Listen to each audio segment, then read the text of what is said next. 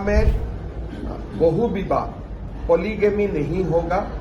अगर कोई घर में एक पत्नी होने का बावजूद अगर दूसरा शादी करने का कोशिश करेगा, उनको 7 साल का जेल होगा।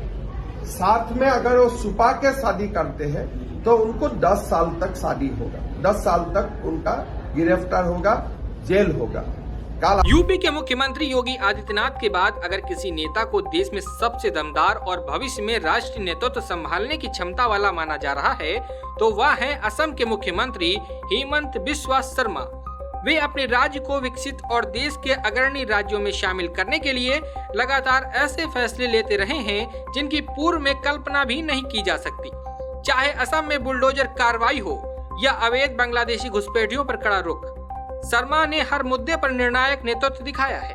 असम विधानसभा ने गुरुवार 27 नवंबर 2025 को असम बहुविवाह निषेध विधेयक 2025 पारित कर दिया। असम में बहु विवाह पॉलीगेमी नहीं होगा।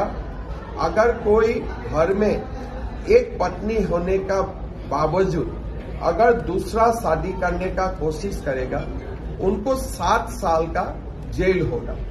साथ में अगर वो छुपा के शादी करते हैं तो उनको 10 साल तक शादी होगा, 10 साल तक उनका गिरफ्तार होगा, जेल होगा।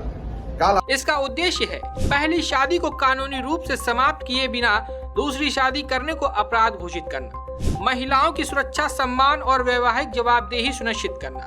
यह देश में बहु विवाह के खिलाफ सबसे कड़े कानूनी ढांचों में से एक माना जाएगा। विधेयक की मुख्य बातें: पहली शादी को समाप्त किए बिना दूसरी शादी करने पर 7 साल तक की सजा, पहली शादी छुपाकर दूसरी शादी करने पर 10 साल तक की सजा, बार बार अपराध करने वालों को 2 गुनी सजा, ऐसे विवाह कराने वाले मौलवी काजी पर 1.5 लाख रुपए तक का जुर्माना और 2 साल तक की कैद, जानकारी छुपाने वालों पर 2 साल की कैद और 1 लाख का जुर्माना।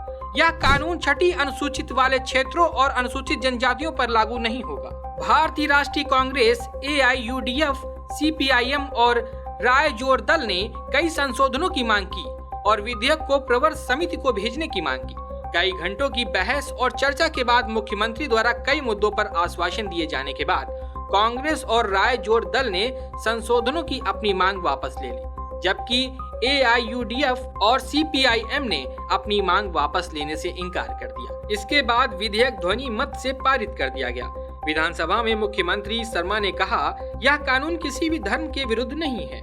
इस्लाम बहुविवाह को बढ़ावा नहीं देता। पहली पत्नी की सहमति के बिना दूसरी शादी इस्लाम में भी वैध नहीं है। उन्होंने तुर्की, ट्यूनिशिया और अन्य मुस्लिम बहुल देशों का उदाहरण देते हुए बताया कि बहुविवाह पर बहुत जगह प्रतिबंध है। शर्मा ने महिलाओं की सुरक्षा और बहुविवाह की पीड़िताओं को मुआवजा देने की आवश्यकता पर भी जोर दिया।